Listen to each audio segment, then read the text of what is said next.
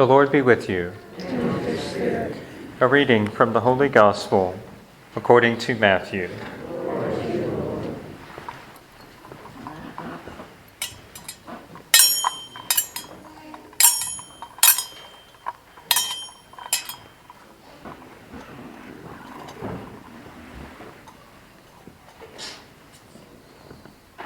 Jesus said to his disciples, "You are the salt of the earth.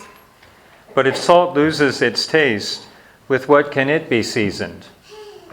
It is no longer good for anything but to be thrown out and trampled underfoot. You are the light of the world. A city set on a mountain cannot be hidden.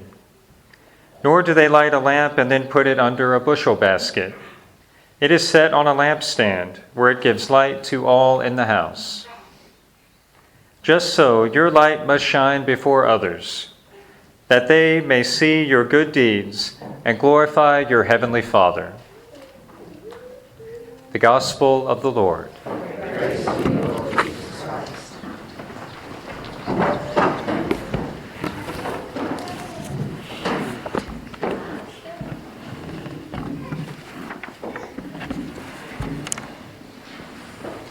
We have many different themes converging together this weekend.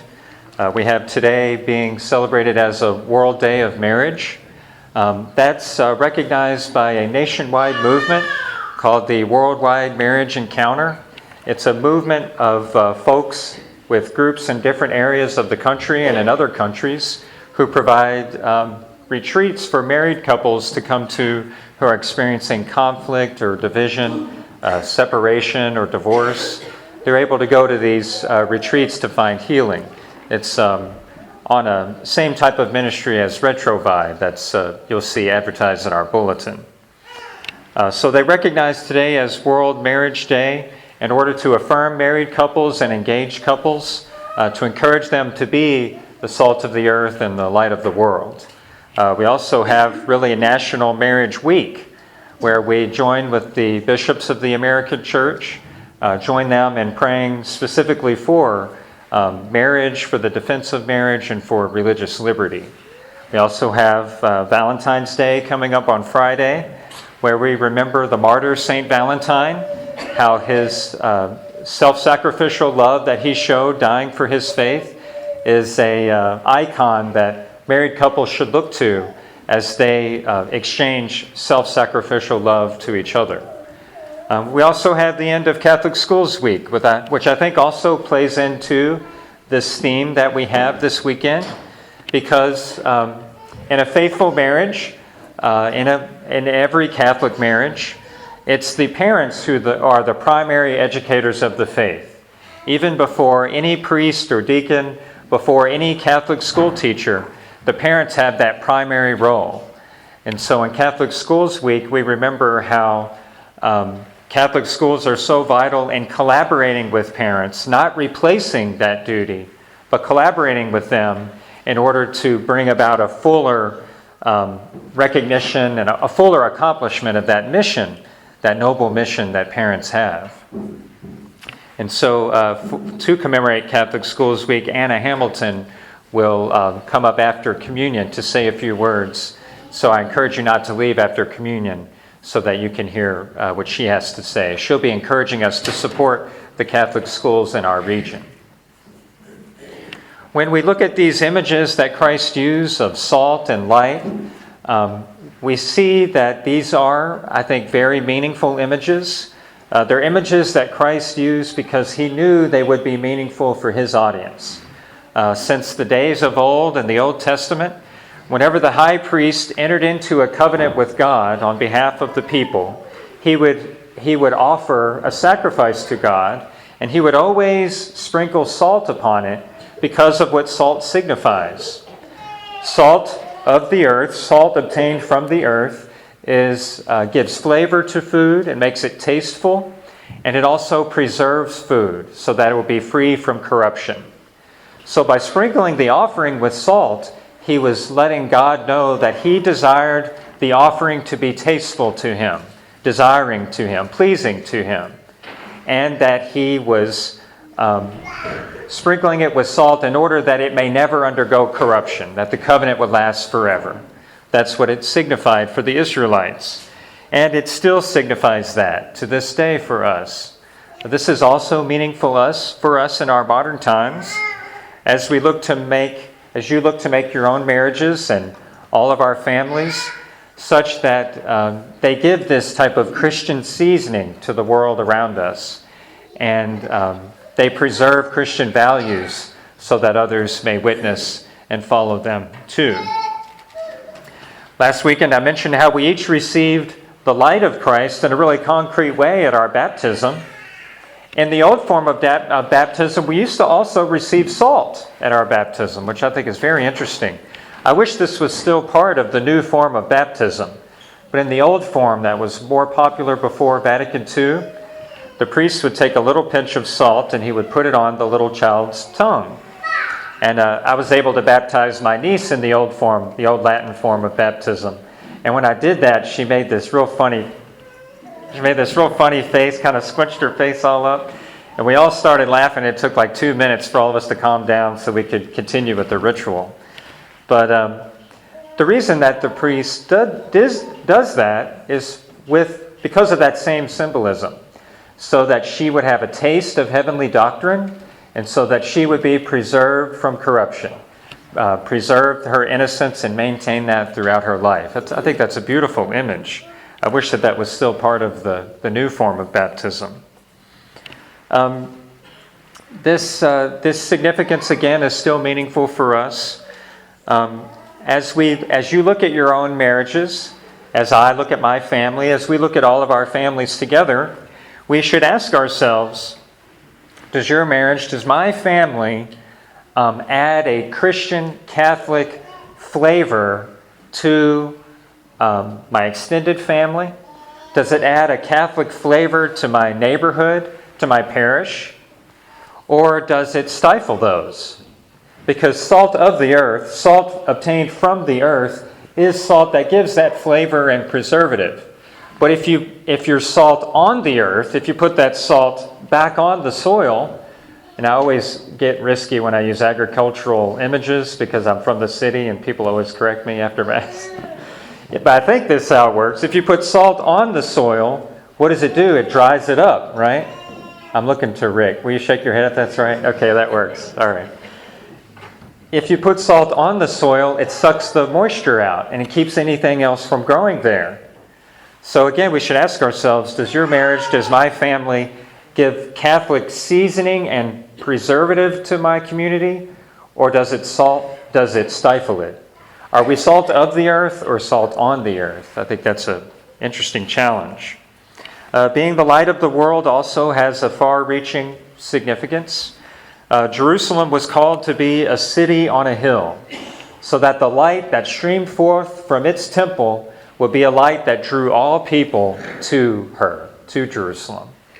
It was also called to be a light to the nations, so that the salvation of God could extend to the ends of the earth. And again, this is relevant for us. We received that baptismal candle at our baptism. And so we ask ourselves, does your marriage, does my family, do our families, are they a light to the world? Do they give sight to those who are in darkness? Do they give wisdom and direction and warmth? Are people moved to glorify God when they see your marriage, when they see your family? Are they moved to glorify God? That's what it means to have a marriage and a family that's a light to the world. We've all experienced difficult family lives. I've experienced difficulty in my family. I have an aunt and uncle on my mom's side whose family we no longer speak to, unfortunately, and that's a great point of sadness for me. We've all experienced these kind of divisions where you have conflict or separation, divorce. This has touched all of our lives. But I think what today shows us is that ultimately we're all still part of God's family, which is a perfect family. We're all at the end of the day adopted sons and daughters of God. And from Him, through the church, we have grace and healing available to us to bring that healing into our families. so that they can regain that identity as being a salt and a light to the world. I normally, routinely meet with couples who are going through difficulty, helping them to sort those things out. And I want to be open to all of you in that way.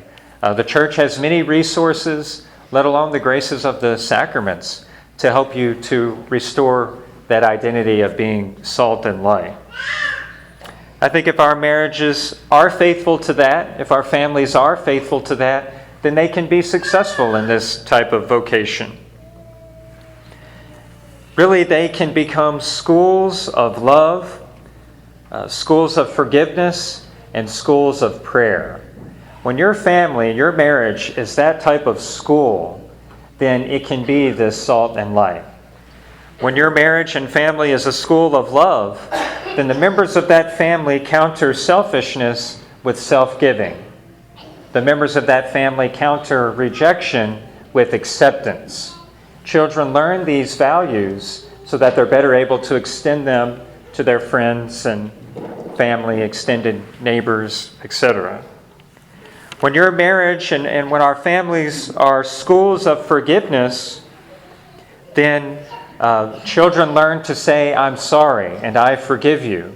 They see mom and dad eagerly exchanging those words so that they become familiar to children, and they can extend them more easily when they themselves are offended by friends or strangers, co-workers, etc. All divisions should be bridged. Grudges need to be done away with. Christian Catholic families should be centered on forgiveness and reconciliation. Families going to confession together as a family is another beautiful example, where you engender into your children being formed by forgiveness so that they don't have to carry the weights of their own grudges or sins. They are used to receiving and exchanging forgiveness and will be able to more naturally do that themselves as they grow. Our marriages and our families can become schools of prayer where they're centered on Jesus Christ so that they become these training grounds of prayer. When a family that prays the rosary together, prays the morning offering together, prays grace before meals, even when they go out to eat, these types of acts help to form a training ground of prayer for children so that they naturally know these prayers, so that they have them in their hearts, and they turn to prayer naturally in their times of joy and their times of suffering. They don't have to stagger around in the dark, wondering what to do or turning to false consolations, because they've been rooted in prayer and they naturally turn to God. We can't underestimate the role of the formation and prayer of our children. That's another valuable collaboration with Catholic schools, so that they don't only pray in school and never pray at home, or don't only pray in church but never pray in home. These become collaborations, team efforts, where the school and the family and the church build up together the prayer, the formation of our children. My last point is just to say something about our relationship, the relationship between a pastor and his parishioners. It's a lot like a marriage and a family. The relationship between a priest and his parish as a whole is like the relationship between a groom and a bride.